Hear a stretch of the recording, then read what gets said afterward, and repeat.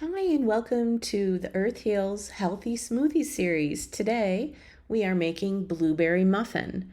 You start with 2 cups of coconut milk, and then you add 2 whole lemons, followed by 1 cup of wild blueberries.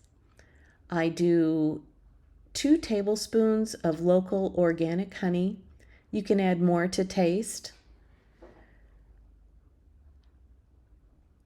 I add 2 tablespoons of olive oil,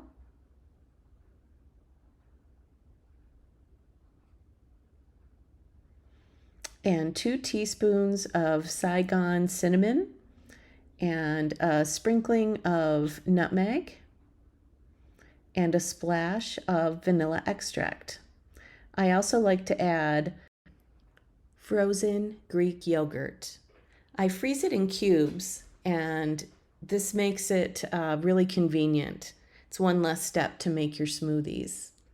Blend it really well, pour into a beautiful glass, and enjoy.